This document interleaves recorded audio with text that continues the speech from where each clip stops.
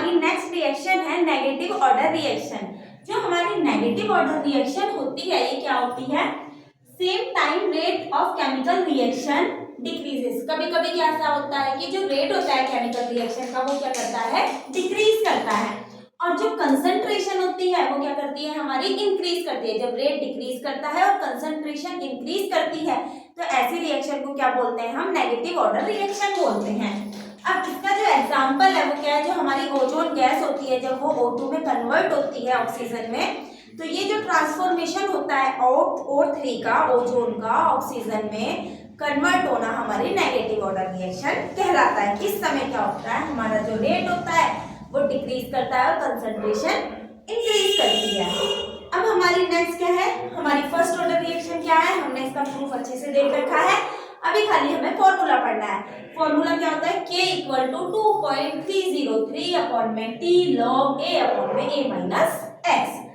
जो हमारा T होता है वो टोटल टाइम होता है, A क्या होता है, इनिशियल कंसंट्रेशन होता है, A माइनस X क्या होता है, अमाउंट लेफ्ट आफ्टर डिसइंटीग्रेशन की कितनी अमाउंट हमारी बची वो, और x क्या होता है, अमाउंट ऑफ डिसइंटीग्रेशन की कितनी अमाउंट डिसइंटीग्रेट हो गई।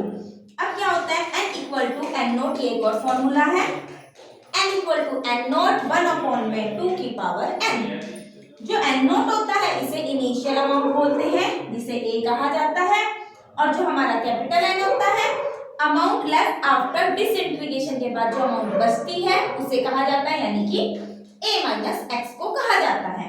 और जो हमारा n होता है ये क्या होता है, number of half life period की कितने हमारे number of half life period बचे वो बताता है, जिसको निकालने का फॉर्मूला क्या होता है, n को निकालने का number of half life period का टोटल लाइफ अपॉन में हाफ लाइफ क्या होता है, हमारा n को निकालने का फॉर्मूला होता है।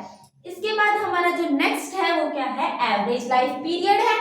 अब जो हमारा एवरेज लाइफ पीरियड होता है ये क्या होता है, रेसिप्रोकल होता है ऑफ डिसइंटीग्रेशन कांस्टेंट की, रेसिप्रोकल ऑफ डिसइंटीग्रेशन कांस्टेंट की, जिसे हम एवरेज लाइफ पीरियड कहते हैं। अब हमारा जो टी एवरेज होता है वो क्या होता है, 1/k के इक्वल होता है।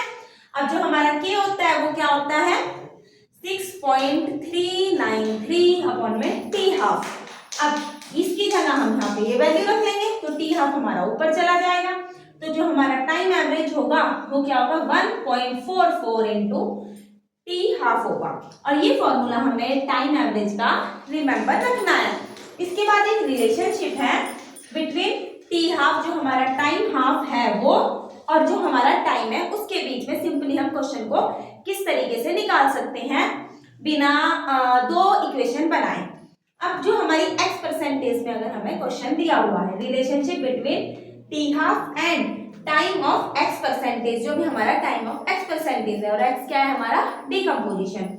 अब टी हाफ अपॉन में T of x percentage equal to 0.3 और अपॉन में log 100 अपॉन में 100 माइनस x। ये जो हमारा फॉर्मूला है कौन सा, टी हाफ अपॉन में T X percentage equal to 0.3 log 100 upon में 100 माइनस x। ये क्या होता है, रिलेशनशिप है टी हाफ और टी एक्स परसेंटेज के बीच में। इससे हम नॉर्मली इस फॉर्मूले को रख के हम टी की वैल्यू को फाइंड कर सकते हैं। अब इसके बाद हम अपने इन वाले जो भी हमने आज फॉर्मूले पढ़े हैं इन सबसे रिलेटेड क्वेश्चन करेंगे।